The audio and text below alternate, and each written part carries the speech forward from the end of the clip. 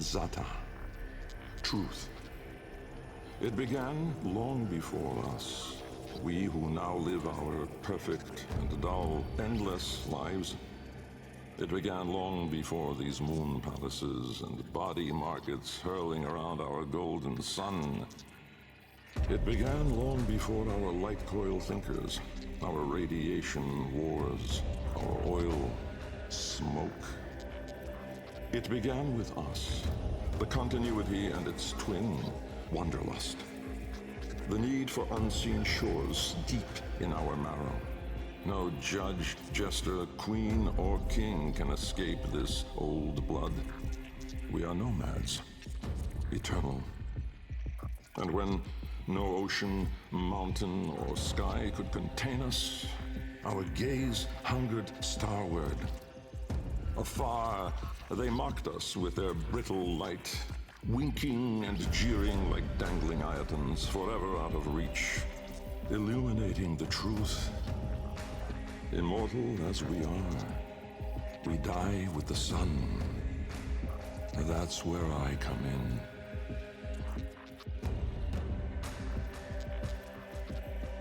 Jahu, form. My departure was a day less than any other. When I stepped inside the bell, I saw no crowd through its glass, no skeptical onlookers, no regal send-off. They all had given up on me and my paradoxical formulations. The wasted years had all shown the void to be just that. Nothing. No energy, no entanglement, no form. To spacefaring ambitions, a dead end. On the day, my laboratory was mostly vacant of witnesses, most of all of expectation. Only my sluggish attendants, my sagacious Kavat, Kalimos, and of course my daughter. I had raised her alone, but with inconsistent vigor. In those eyes, her mother's, I did see a terrible reflection of a man that did not exist. A brave and principled man about to make history. In truth, he was a void himself, an outcast, a joke, and nothing. Driven by my humiliation, failure had made me bitter and reckless. I would dive into the depths myself to prove them all wrong. I gave the signal. My daughter grasped the lever. Kalemos then belted out a desperate, rasping growl. But it was too late. Vom, order. The calipers yawed open the wall between worlds, stretching there a black trapezoidal gap. A door, a mouth. It yawned in the light of the room, splintering it to mesmerizing, unearthly hues. And I, inside the bell, dropping obliquely toward it from my gallows. Mass and time rippled as a sudden vortex jawed before me. My head was vapor, my feet lodestone. The bell around me flexed like a rat paralyzed in a winding, gulping snake. I faltered in the awe of it, stumbling against the seriglass, and with that, shifted the bell's path through the wall. It grazed the caliper membrane, the edge of the door. No worldly edge was as thin, as sharp as could split even light. As the bell faintly grazed it, the seriglass was all at once rendered like strips of flesh by Dax's blade. My enclosure was beheaded in an instant, but still, I fell, sideways, into the void. Thas, chaos. Death was on me, I was certain. I was face down, eyes clenched, my heart pulsing the last of its seconds, and my lungs burning the last of its air. A sudden nostalgia gripped me. I grasped desperately for memory of a storm just past, the fumbling pitch of a child's song. Yet all these thoughts seemed to steal away from my mind like smoke through a vent. I would die empty. I then became aware of another sensation. Physical. A web of pain. Needles itching into my arm. At once I realized I was alive. Laying in the bill's shattered ceraglass, I groped the ground. Warm stone. The floor of my laboratory. So, I had never left. And so, I had failed. Again. I heard a crunch alongside me. Someone stepping through the shattered glass. With great shame, I gasped and rose my head to face my daughter above me. But as I opened my eyes, it wasn't her. It was me. Riss. Light. The senselessness of it. The paradoxic, the vague, untimed form. I was alone, but not. For I stood there confronted by myself. A twin, but no brother. A reflection, but with dimension. Behind him, no horizon, but a vast broiling sea of caustic light pierced at random by black pin stars. And closer, around me, a gale of flowing vapor, profane in color, billowing relentlessly into the nascent lack. Seeking all directions. I was standing on a precipice of familiar stone. Jagged and unanchored as though cleaved directly from the very floor of my laboratory. I wondered at the vapor's path, smoking outward more, leaving behind now the walls, the filigree gold, the rare cuts of marble from my home. I knew at once the vapor's source.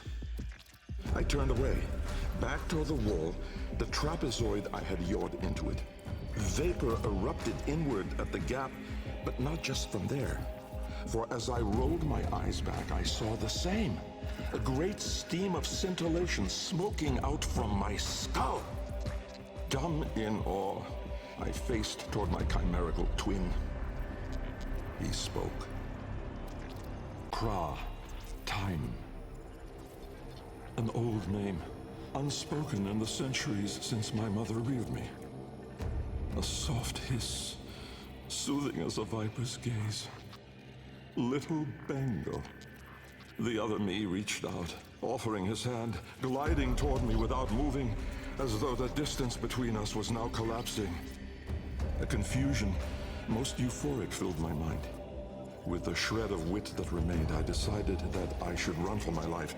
At once, crazed and frantic, I fled. But I made no forward progress. Instead, the world compressed evermore around me, as though I were an anchor pulling the shore to reach. When I arrived at the door, or rather, the door arrived at me, I howled, hurling myself inside, out. And then and there I was, lost and unlost, howling on the floor in harmony with my wretched Kalimos, lacerated in flesh and heart, scattered as the bell glass, spilling blood and stomach on the cold stone floor. But I sensed the other there, at the wall's breach behind me, reaching still. I screamed, but my voice was gone. Forever. I looked, but my eyes would never see again. I swept my fist across the floor, snatching broken shards, and in gripping tightly, I filled my hands with ink. Close it, I wrote. Netra. Decay. Time, to us, is all but conquered. Our sacred kuva moves us on to new skin. We numb to our daily, yearly trifles, and remedy those memories that bring lasting misery. With all our misdeeds, our excess, our indignity, we are haunted by nothing. But not for me, for with each passing day, there grew within a tumorous idea. It was minute in those early days, the pale reaching digits severed on the floor, studied with reverence, with greed. And it swelled larger in the latter days. The regal domes, the rail dedications, the unholy Zariman parade. I had put the stars within reach, but at what cost? I never spoke of him, that man trapped in the wall.